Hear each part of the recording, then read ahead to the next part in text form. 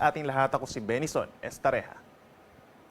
Patuloy pa rin po ang pag-ihip ng amihan or northeast monsoon dito sa malaking bahagi po ng Northern Luzon, habang ang mainit na easterlies naman o yung hangin galing Pacific Ocean ay siyang umiiral sa natitirang bahagi ng ating bansa. Dahil sa northeast monsoon, asahan pa rin po ang mahina hanggang katamtamang mga pag-ulan dito sa mga probinsya ng Cagayan, Batanes, Isabela, and Apayao. Simula po ngayong gabi hanggang bukas ng madaling araw, mag-ingat po sa mga posibleng pagbaha at pagguho ng lupa, habang sa natitirang bahagi ng Cagayan Valley at ng Cordillera plus Ilocos Region, overnight bahagyang maulap hanggang maulap ang kalangitan na sasamahan lamang po ng saglit na mga pag-ulan or pagkidlat pagkulog. Dito naman po sa may eastern side of Southern Luzon down to Mindanao, particularly sa may Aurora, Quezon, Bulacan, Rizal, Laguna, Bicol Region, Eastern Visayas, Caraga, and Davao Region, overnight mataas po ang tsansa ng mga pag-ulan dulot po ng easterlies, habang ang natitirang bahagi ng Mindanao meron din po mga pag-uulan dulot din po ng easterlies, mga 2 to 3 hours ng mga thunderstorms plus mga isolated rain showers over Metro Manila, rest of Luzon, and rest of Visayas. Magandang balita pa rin po dahil wala tayong inaasahang bagyo or low pressure air na makakaapekto sa ating bansa hanggang sa matapos ang linggong ito. Bukas po, Bonifacio Day po, mataas pa rin ang tsansa ng ulan dito sa may eastern side of Luzon. Sa may Bicol Region and Quezon, affected pa rin po sila ng easterlies o yung hangin galing Pacific Ocean. Lalo po sa hapon hanggang sa gabi, mataas ang tsansa ng mga pag-ulan doon. So magdala po ng payong at mag-ingat sa mga pagbaha at pagguho ng lupa. Dito naman sa Aurora, gayon din sa malaking bahagi ng Cagayan Valley, asahan pa rin ang makulimlim na panahon at sasamahan niya ng mahina hanggang katamtamang ulan dulot ng northeast monsoon, habang dito naman sa natitirang bahagi ng Northern Luzon, Ilocos Region, and Cordillera Region, asahan pa rin ang bahagyang maulap hanggang maulap na kalangitan na sasamahan lamang ng mga saglit po ng mga pag-ulan. In general, ang Northern Luzon mananatili pong malamig ang temperatura pagsapit ng madaling araw.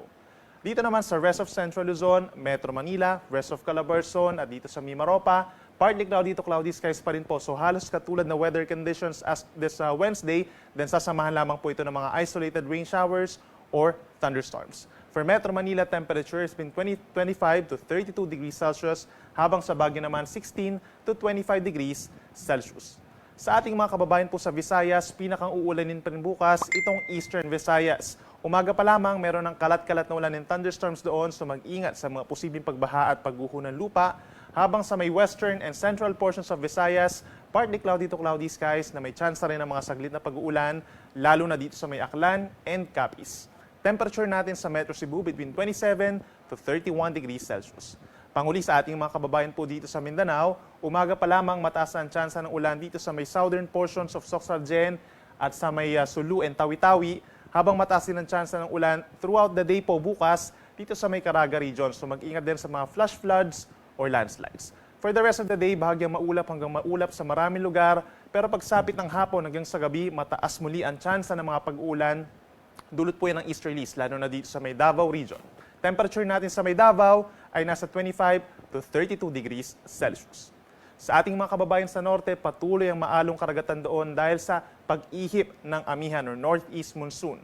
Hanggang 4.5 meters po or nasa 1.5 palapag ng gusali pa rin ang mga pag-alon dito sa baybayin ng Ilocos Norte, Batanes, and Babuyan Islands. Sa mga susunod na araw, possible pa rin po sa malaking baybayin ng Northern Luzon ang maalon na karagatan na siyang delikado pa rin sa mga small sea vessels at mga mangingisda dahil pa rin po sa pag-ihip ng northeast monsoon. At sa mga unang araw po ng Disyembre, asahan pa rin natin ang epekto ng amihan dito sa Northern Luzon. Magdadala pa rin ito ng mahihinang pag-ulan plus malamig na temperatura doon. And from Central Luzon down to Mindanao, asahan pa rin ang epekto ng easterlies, kung saan yung mga nasa eastern side or yung mga facing the Pacific Ocean, mataas pa rin ang tsansa ng pag-ulan. Kung dito sa Metro Manila, halos magkakatulad po na weather conditions ang iiral on the first days of December. Partly cloudy to cloudy skies pa rin at sinasamahan lamang ito ng mga saglit na pag-uulan. Usually mga 1 to 2 hours lamang po ito at walang kinalaman sa anumang weather disturbance.